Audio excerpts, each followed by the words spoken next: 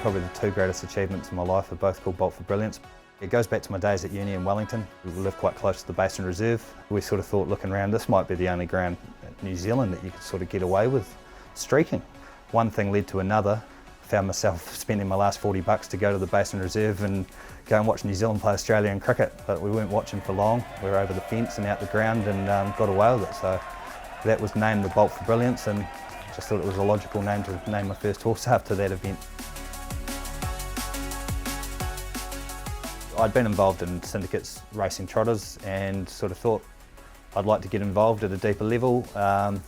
And the first place I looked when I typed in line came the NZSBA website. And at that stage I wasn't working for the breeders, and there wasn't a great deal of options available, but one that stood out was a 19-year-old mare called Too Much To Do. She was available on a free lease, and I got in touch with the owner, Tracy Healy, who quite kindly gave me the lease option for a year, and that's how it all came about. I remember Tracy Healy saying that if she had unlimited resources, she'd go to Muscles Yankee. And in chatting with Gav Smith, it went another step further, and he said, you know, I've got a free service, well, not a free service, but I've got a service to Muscle Hill that I'm not going to use. He's a world champion son of Muscles Yankee, and he might be worth a crack, and that's sort of how that eventuated too. So, I mean, you'd snap someone's left arm off if you could get that stallion at 12k in today. So, yeah. A little bit of luck involved then. A lot of luck, a lot of small miracles, and I think that's what makes breeding so great. What about when you first saw him? Did he have the X factor then?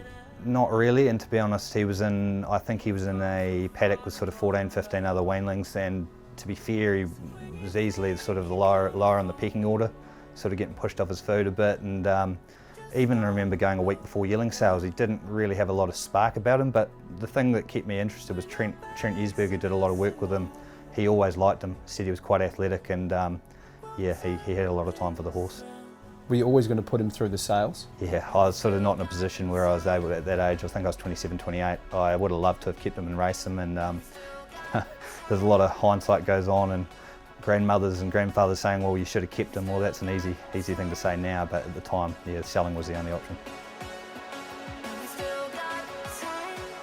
As you might know, Tony's a man of few words, so I'd never really got a huge sort of steer in how he was progressing, but the breaker told me he was a nice horse, and you know, Tony said he had a motor, and when he went to the trials, I think his first trial, he beat one of the Brecken's good 2-year-olds. That's when I sort of realised that, you know, he might be pretty handy here.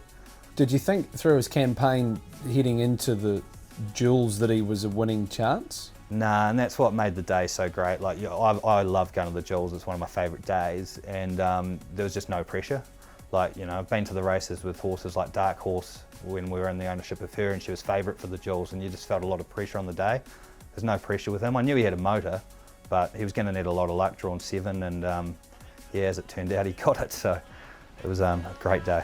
Cracker Hill still in front, 1:25 to go. Caress, Bolt For Brilliance comes at them now. Cracker Hill leads, Bolt For Brilliance going to the Bolt for the duels, and yes! Bolt For Brilliance has nailed Cracker Hill. I can't even explain it. Like, I didn't own a hair in him, obviously, and I felt like I felt like it was no different. Like, I had 20 each way, and you know, I reckon that the ledger back from the TAB sort of got me back to square with what the horse owed me. So, no, it was a huge thrill and hard to explain, because like I've been going to Addington since I was a kid. To win a Group 1 there as a breeder, it was phenomenal.